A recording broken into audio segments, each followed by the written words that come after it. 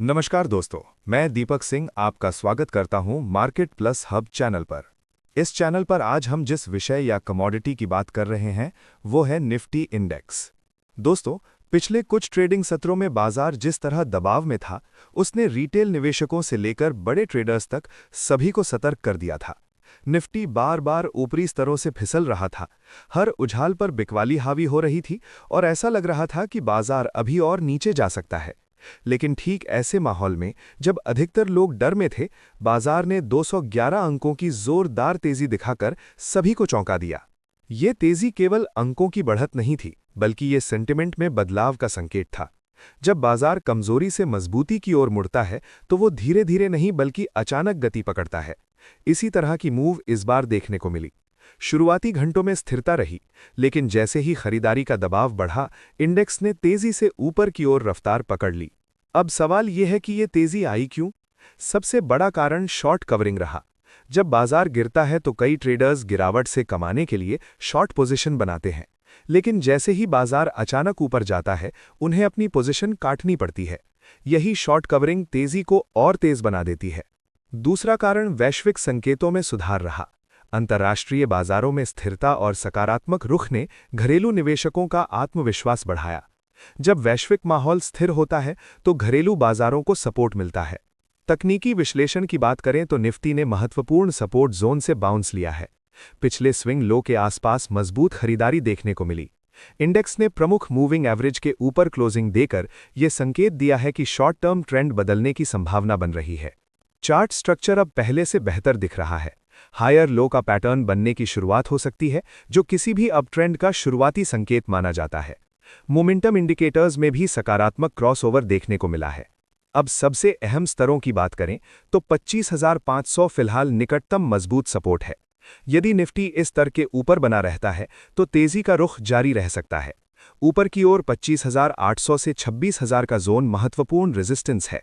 यदि निफ्टी 25,800 के ऊपर टिकता है और वॉल्यूम के साथ ब्रेकआउट देता है तो 26,000 के ऊपर भी तेजी संभव है।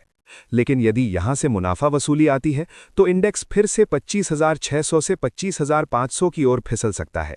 सेक्टर विश्लेषण करें तो बैंकिंग शेयरों में मजबूती ने इंडेक्स को सपोर्ट दिया है। आईटी सेक्टर में भी खरीदारी देखने को मिली है, जो संकेत देता है कि बाजार में व्यापक भागीदारी बढ़ रही है। ऑटो और मेटल सेक्टर में भी चुनिंदा शेयरों में तेजी रही है। मार्केट सेंटिमेंट में बदलाव स्पष्ट दिख रहा है। जहां पहले डर और अनिश्चितता थी, अब वहां सावधानी के साथ सकारात्मकता लौटती दिख रही है। लेकिन ये याद रखना जरूरी है कि एक दिन की तेजी ट्रेंड की गारंटी नहीं होती। पुष्टि के लिए अगले कुछ सत्र अहम होंगे। 17 फरवरी के लिए संभावित परिदृश्य समझते हैं। यदि बाजार सकारात्मक संकेतों के साथ खुलता है और शुरुआती गिरावट पर खरीदारी आती है तो 25,800 का स्तर जल्दी टेस्ट हो सकता है। अगर ये स्तर पार होता है तो 26,000 की ओर रफ्तार बढ़ सकती है। लेकिन यदि ओपनिंग के बाद दबाव बनता है और इंडेक्स 25,600 के नीचे फिसलता है तो अल्पकालिक कमजोरी फिर से लौट सकती है। ऐसे में 25,500 का स्तर बेहद अहम हो जाएगा। ट्रेडर्स के लिए रणनीति। गिरावट पर खरीदारी की रणनीति तब तक अपनाई जा सकती है जब तक निफ्टी 25,500 के ऊपर है। ब्रेकआउट ट्रेडर्स 25,800 के ऊपर मजबूती मिलने पर लंबी पोजीशन ले सकते हैं, लेकिन सख्त स्टॉप लॉस जरूरी है। इंट्राडे ट्रेडर्स को शुरुआती 1 घंटे की रेंज पर नजर रखनी चाहिए। उसी रेंज का ब्रेक दिन की दिशा तय कर सकता है। वॉलेटिलिटी बढ़ने की संभावना है, इसलिए पोजीशन साइज नियंत्रित रखें। स्विंग ट्रेडर्स को अगले 2-3 सत्र की क्लोजिंग पर ध्यान देना चाहिए।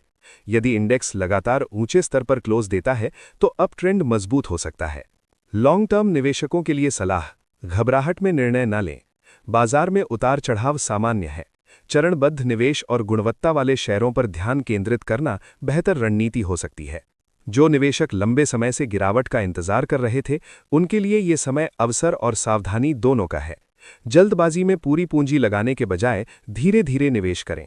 दोस्तों, बाजार में सफलता केवल सही दिशा पकड़ने से नहीं मिलती, बल्कि अनुशासन, जोखिम प्रबंधन और धैर्य से मिलती है। तेजी हो या गिरावट, योजना के बिना कदम उठाना खतरनाक हो सकता है।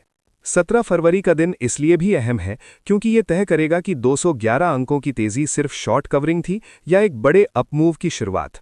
यदि वॉल्यूम के साथ मजबूती जारी रहती है तो बुल्स का आत्मविश्वास और बढ़ेगा। ये जानकारी केवल एजुकेशनल उद्देश्य से दी गई है।